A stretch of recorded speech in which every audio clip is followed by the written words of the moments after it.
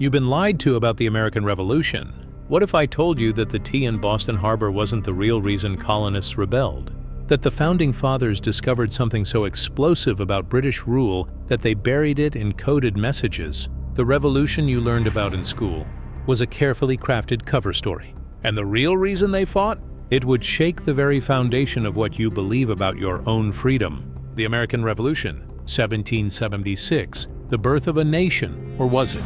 We all know the story: taxation without representation, the Boston Tea Party, George Washington crossing the Delaware. But what if these were merely surface events masking a deeper, more disturbing truth? What if the real catalyst for revolution was something so profound, so threatening to the established order, that historians have spent centuries burying it?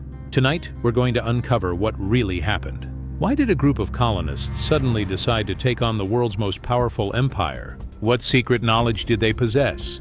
And most importantly, why have you never heard this version before?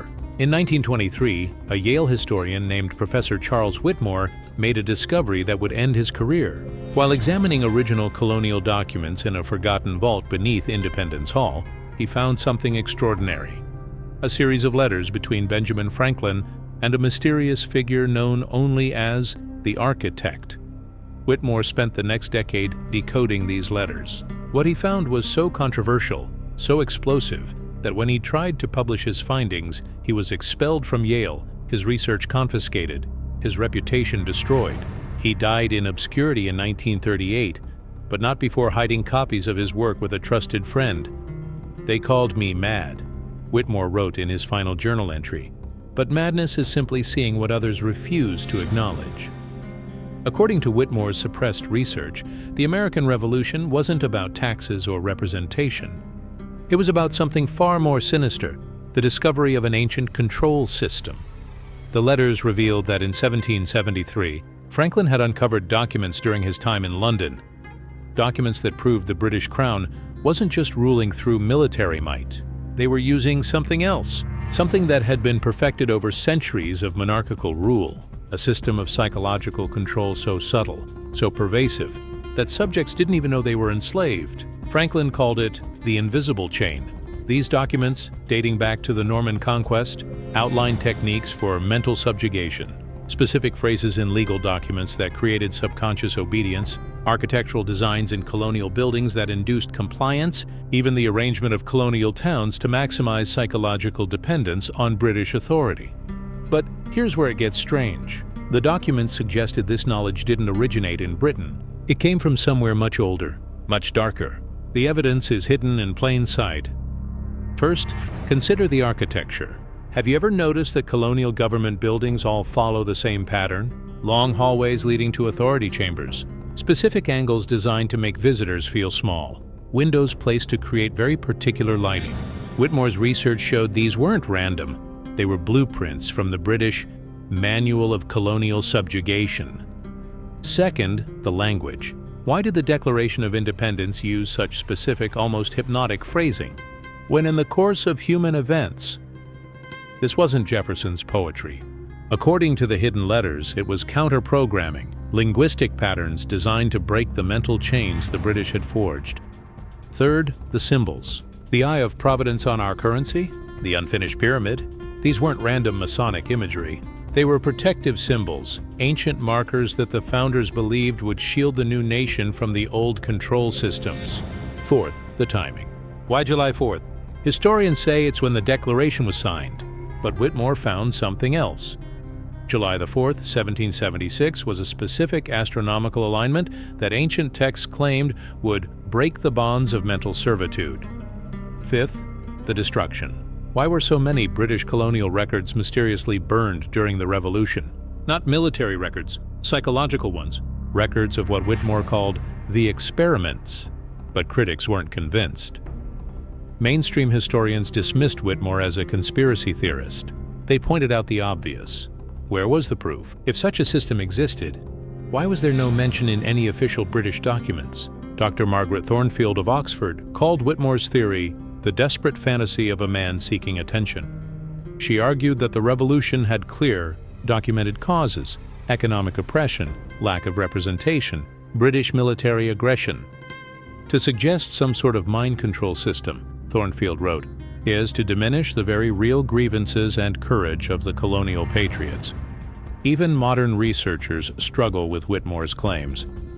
The architectural patterns he described could be coincidence. The linguistic analysis, perhaps reading too much into 18th century prose. But what if the skeptics were wrong? In 2019, a construction crew renovating the old State House in Boston made an unusual discovery. Behind a wall, they found a hidden room. Inside were documents that had been sealed since 1776. Among them was a letter from Samuel Adams that seemed to confirm Whitmore's theories. The chains they forge are not of iron, but of thought. We must break free not just from their rule, but from their influence upon our very minds. Then, there's the matter of the missing colonists. Historical records show that in the years leading up to the Revolution, dozens of colonists who questioned British authority didn't just disappear, they returned, changed, compliant. Their own families reported they seemed emptied of their former spirit.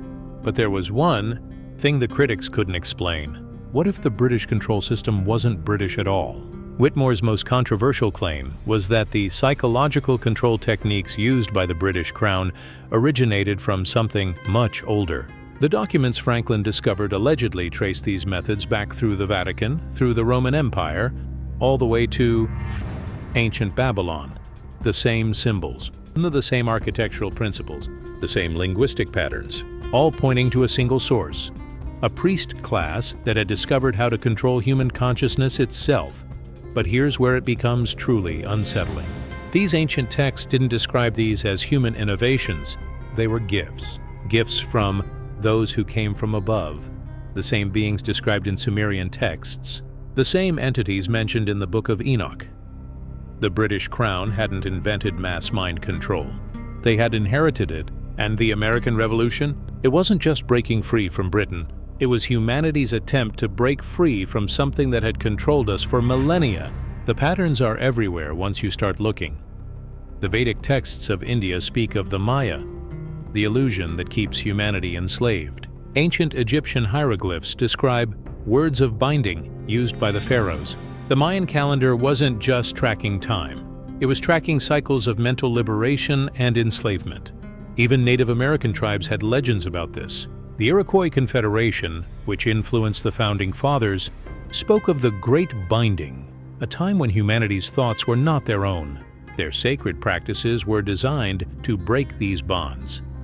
Is it coincidence that the Founding Fathers spent so much time studying Native American governance, or that Franklin was obsessed with ancient symbols and their meanings? The evidence suggests a shared knowledge, passed down through secret societies and indigenous traditions, all pointing to the same truth.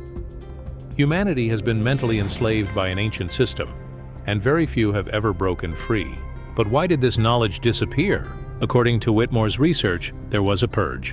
In 1783, as the Revolution ended, a series of mysterious fires destroyed libraries, archives, and private collections across the colonies. The official story? Accidents and British sabotage, but letters from the period tell a different story. The founders themselves ordered the destruction. They had used the ancient knowledge to break free, but they feared what would happen if it fell into the wrong hands. We have lit a fire that must now be extinguished, Washington allegedly wrote in a letter that was itself later burned. The people must be free, but they must not know the full truth of their former bondage. In a single coordinated effort, centuries of evidence was destroyed. The real history of the Revolution, the true enemy they fought against, was erased.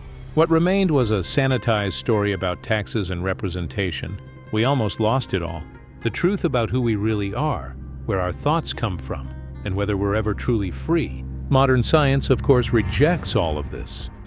Neuroscientists point out that mass mind control, on the scale described, is impossible. Historians note the lack of primary sources. Archaeologists find no evidence of ancient psychological control systems.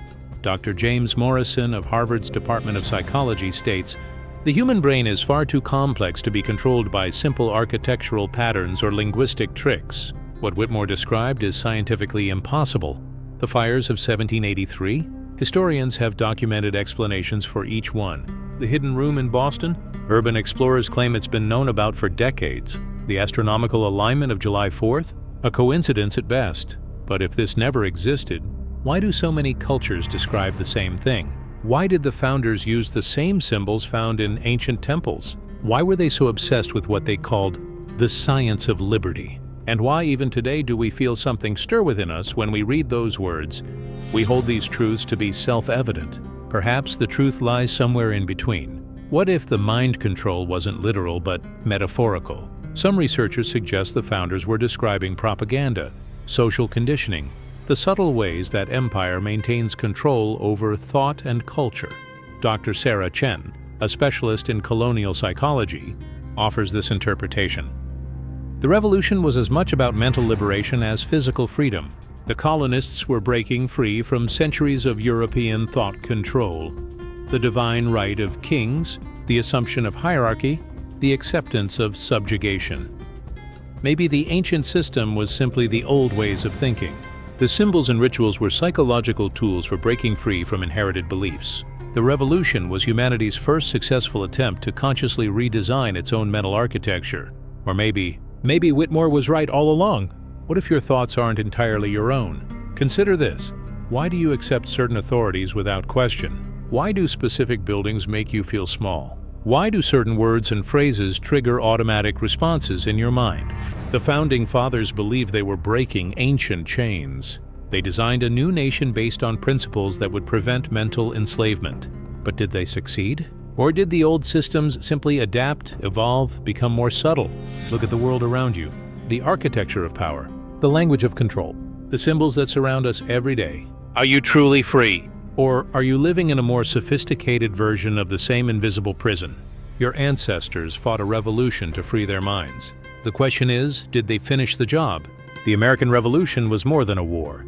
It was an awakening, a moment when humanity glimpsed the chains that bound them and dared to break free. But the fight isn't over. The same forces that enslaved minds then are still at work today, just with different names, different methods. The founders left us clues, hidden in symbols and documents, waiting for us to complete what they started. So I ask you, what do you believe? Are you ready to see the invisible chains? Are you prepared to continue the revolution they began? The truth about 1776 isn't in the history books. It's in the questions they didn't want you to ask. It's in the patterns they hoped you'd never notice. It's in the freedom they died believing you would one day claim. Your move, patriot. The revolution is waiting. What will you choose to see?